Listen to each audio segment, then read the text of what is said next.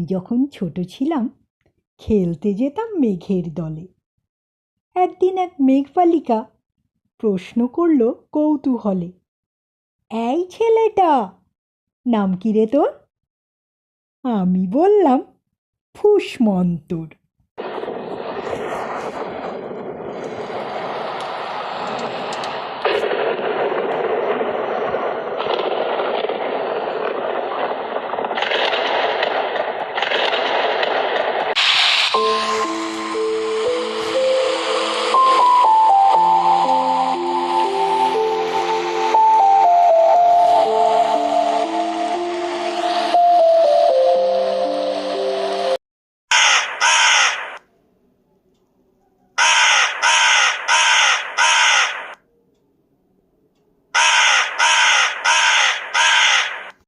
না, আজকে দেখছি কোনো খাবারই জুটবে না আমার। তখন থেকে উড়ে বেড়াচ্ছি এক টুকরো খাবারের সন্ধানে, কিন্তু কোথাও খাবার পাচ্ছি না।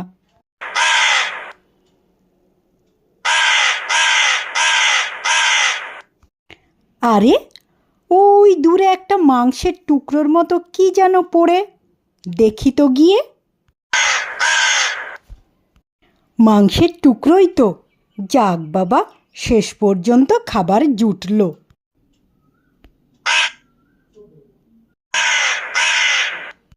ওই গাছে বসে আরাম করে খাবো।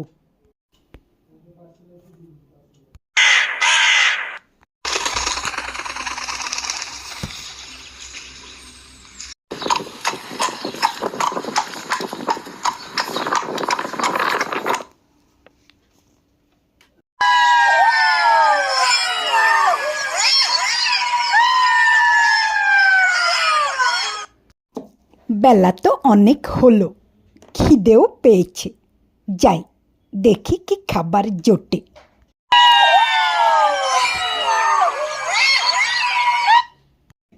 আরে, কাকের মুখে তো মাংসের টুকরো। ওটা তো বেশ লোভনীয় খাবার। ওটা তো আমাকে খেতেই হবে।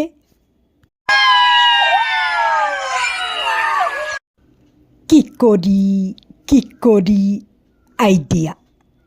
কাককে গিয়ে একটু ওর সুনাম করি।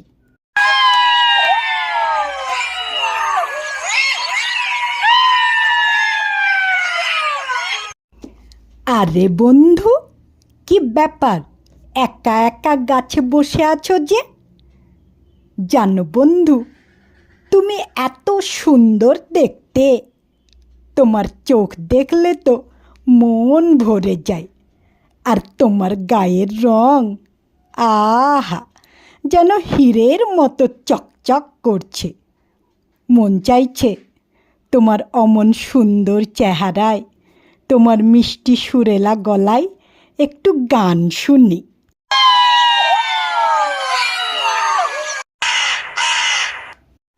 আমাকে সত্যিই এত সুন্দর দেখতে?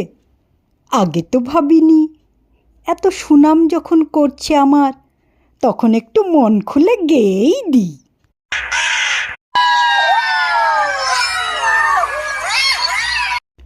বোকা বন্ধু আমার, তোমার ওই মাংসটা যে আমার বড়ই দরকার ছিল, তাই তোমার মিথ্যে সুনাম করলাম।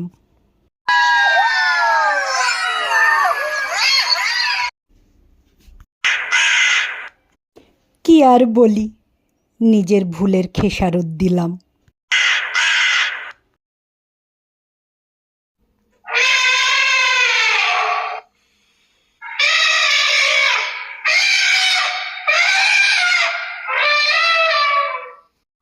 আমি হলাম বনের সবচেয়ে শক্তিশালী জন্তু, তাই আমি কাউকে পরোয়া করি না।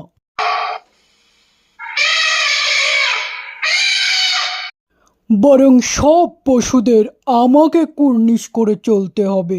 হা হা হা হা হা।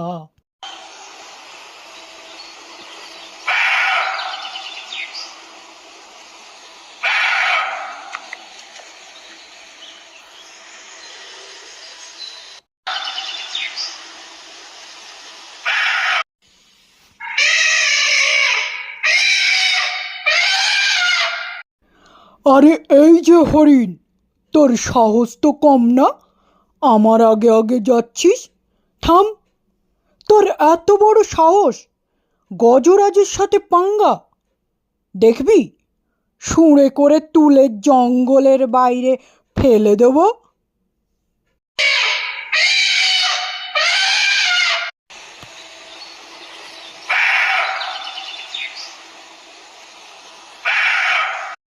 সরি সরি, তুমিই আগে চলো, আমি পেছন পেছন যাচ্ছি। হা হা হা, বেটা হরিণ আমাকে দেখে ভয় পেয়ে গেছে। হা হা হা হা।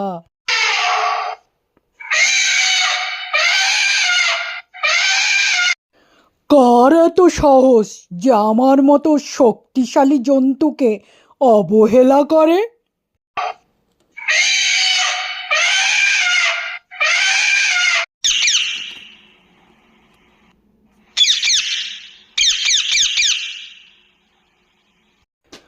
আরে এই যে টিয়া, কি করছিস ওখানে? দেখতে পাচ্ছিস না কে এসেছে? আমি হলাম গিয়ে সবচেয়ে শক্তিশালী জন্তু। আমাকে মাথা নিচু করে কুর্নিশ কর।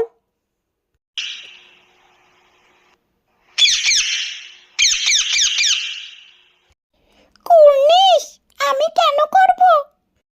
আচ্ছা করবি না, দাঁড়া, এক্ষুনি দেখাচ্ছি আমি কি করতে পারি। হা হা হা হা হা।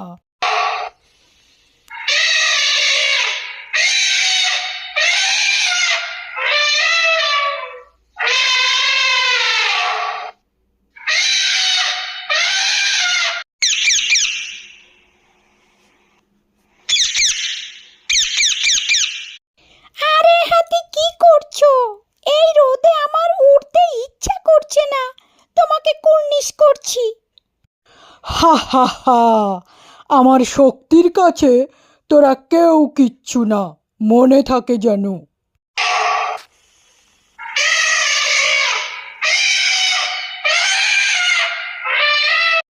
ওই তো নদীর কাছে চলে এসেছি, আগে জল খাই।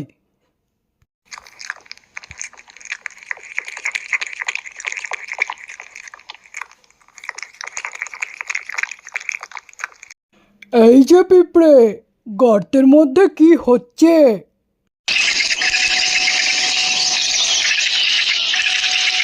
রোজই তো দেখো আমি পিঠে করে খাবার নিয়ে গর্তের মধ্যে রাখি, যাতে বর্ষাকালে সমস্যা না হয়। হা হা হা, আমি যদি এক্ষুনি সুরে করে জল দিয়ে তোর গর্ত ভিজিয়ে দিই, তাহলে তোর সব খাবার শেষ। হা হা হা হা হা। হাতি, তোমার শক্তি নিয়ে খুব গর্ব, তাই না? একদিন তোমায় আমি এমন শিক্ষা দেব না।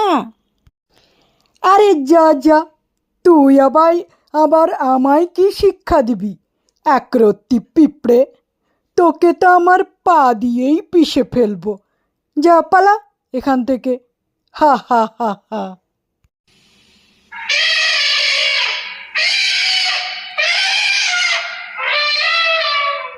এই হাতির কিছু একটা ব্যবস্থা করতেই হবে।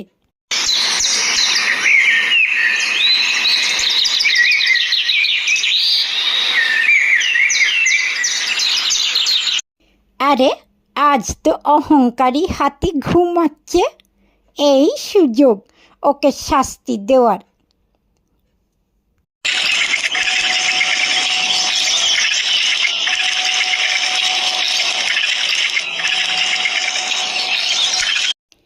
এবার তো আমি তোমাকে কামড়েই যাব মোটু হাতি, দেখি তোমার কি অবস্থা হয়।